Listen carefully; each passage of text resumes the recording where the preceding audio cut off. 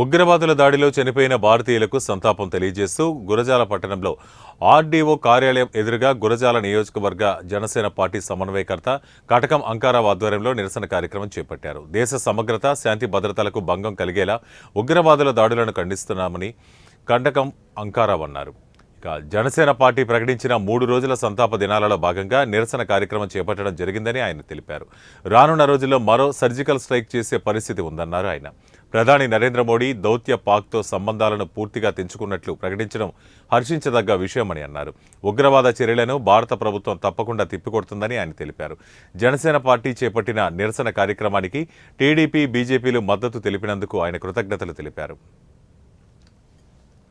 నిరసన 3వ రోజు మానవహార కార్యక్రమాలు కూడా నిర్వహించమని మా అధ్యక్షులు పిలుపునిచ్చారు.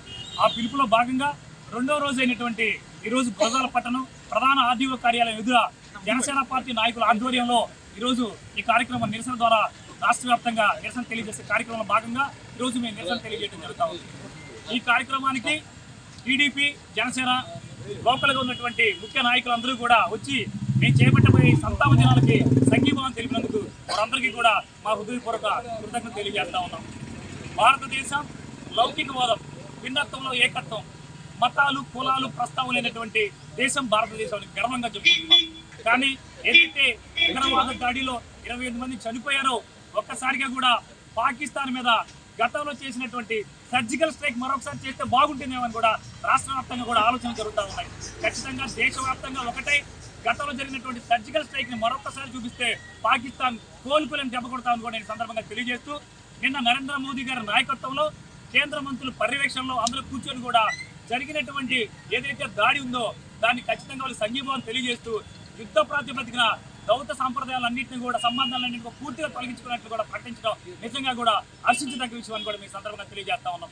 భవిష్యత్తులో నరేంద్ర మోదీ గారి నాయకత్వంలో అందరం కలిసికట్టి నడుచుకుంటూ భారతదేశం అంతా కూడా ఒకటే అనే నినాదంతో ఎవరైతే ఉగ్రవాదులు ఉన్నారో వారందరినీ కూడా మన దేశం నుంచి తరిమి కొడతామని కూడా ఈ సందర్భంగా తెలియజేస్తూ, ఇందాక మిత్రుడు మల్లిగా చెప్పినట్టుగా వారం రోజుల వ్యవధిలోనే పాకిస్తానీలు ఎవరైతే విదేశీ పర్యటనకు మన దేశంకి వచ్చి ఉన్నారో లేదా ఇక్కడ పౌరులు ఏదైతే బిజినెస్ ప్రకారం ఉన్నారో వారందరూ కూడా వారం రోజుల్లోనే భారతదేశం వదిలిపెట్టుకోవాలని చెప్పేసి కూడా ప్రధాని నరేంద్ర మోదీ గారు పిలుపునివ్వటం, ఆ చర్యల్లో భాగంగానే నిన్నటి నుంచి కూడా పాకిస్తాన్ అందరూ కూడా తట్టపుట్ట సర్దుకుని నిలబడడం కూడా మనం ప్రత్యక్షంగా చూస్తూ ఉన్నాం.